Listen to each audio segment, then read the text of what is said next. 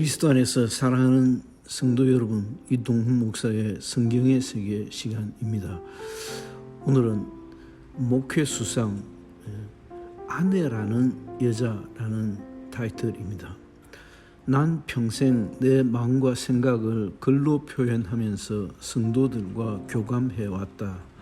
나를 그렇게 객관화하고 그려보았던 것이라 할 수 있다.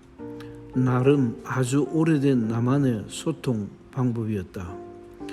많은 내용이 믿음, 신앙, 기도, 그리스도인의 삶에 대한 이야기였지만 신앙에 대한 이야기 못지않게 세상 나라의 정치, 경제, 사회, 문화라는 사람 살아가는 제 영역에 대한 기독자로서의 입장도 적지 않았다. 칼 바르트의 유명한 교훈이다. 그는 매주 설교를 하는 목사는 성경과 함께 신문을 가지고 단상에 올라가야 한다라고 했다. 내가 세상을 살아가는 방법과 일치해서일까? 아님 상식 같은 말이어서일까? 완전 공감이다. 정리하면 성경이 우리 영혼의 텍스트라면 역사나 주변 이야기는 컨텍스트 정도가 아닐까 한다. 끊임없이 텍스트와 컨텍스트 사이를 오고 가는 것이다. 그리고 또 많이 했던 이야기가 동물의 세계, 자연에 관한 이야기였다. 워낙 자연이란 분야의 지식이 일천하여 더 깊은 관점을 갖지는 못했으나 동물의 세계는 인간에 대한 비유만으로도 가치가 충분했다. 이를 일종의 관음증으로 보았던 것이다. 인간이 인간에 대하여 더 이상 까발릴 수 없어서였을 것이다. 대신 인간에게서 들여다볼 수 없는 많은 것을 동물들에게서 본다. 동물들의 세계에는 인간 세상에서 더 이상 추적하기 어려운 미움과 시기와 질투와 투쟁과 갈등과 시기, 배신이 리얼하게 보인다. 그리고 간간히 목회 일선에 희노애락이 있었다. 어머니 이야기도 여러 번 썼다. 기회가 되면 더 정리하고 싶은 생각도 있고 그까짓 것 싶기도 하다. 유독 생각에 비하여 글이 적었던 영역이 있다고 하면 아내 이야기였다. 엄청 많은 이야기거리가 있었음에도 무엇이 가로막았을까? 오늘에야 용기를 내어본다. 목사의 아내는 젊든지 나이가 들었든지 아내도 아니고 여자도 아니고 언제나 사모님이다. 사모님이자 여자이고 아내이고 아이들의 엄마요 아기들의 할머니다. 첫째, 혼잣말같이 아닌 고해성사같이 튀어나오는 첫마디다. 난 아내에게 애를 많이 먹였다. 나는 나대로 할 말이 많이 쌓여 있었다 하지만 정신 차려 돌아보면 도저히 용서할 수 없는 나였다. 남의 고명딸을 데려다 너무 아프게 하고 마음대로 화를 내었다.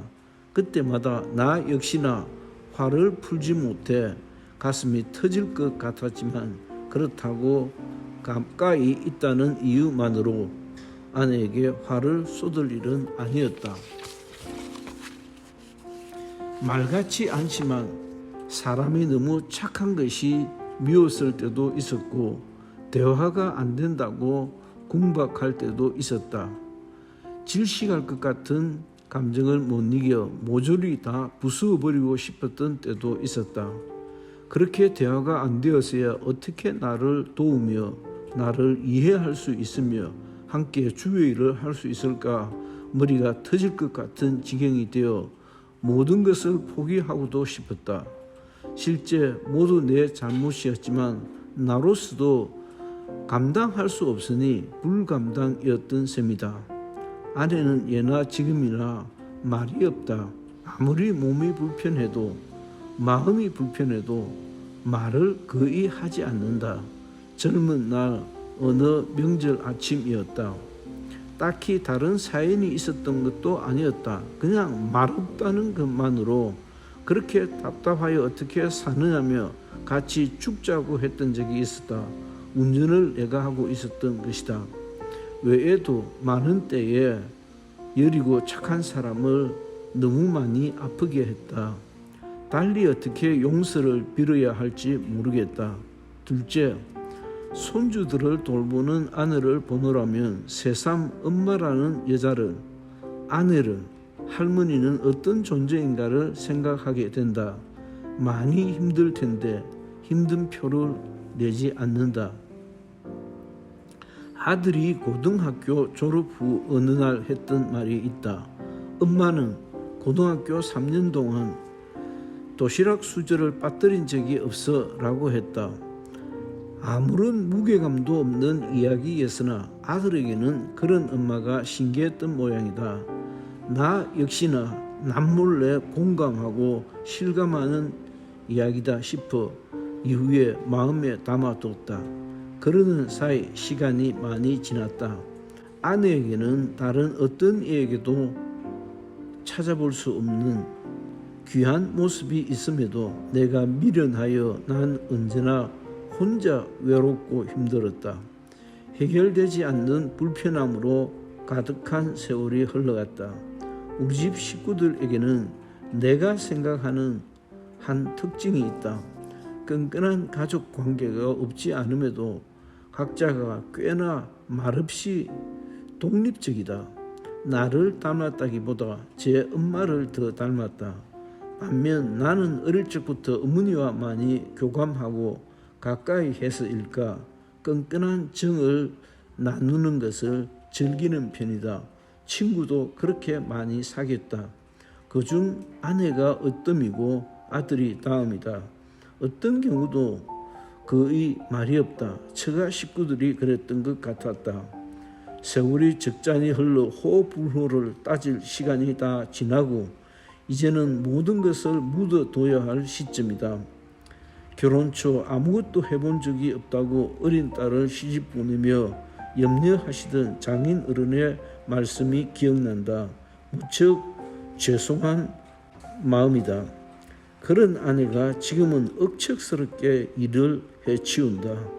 내가 뭘로 어떻게 송구스러움을 표시할 수 있을까? 아무것도 없는 집안의 가난한 전도사, 목사의 아내로 살아온 아내에게 용서받지 못할 죄를 지었다.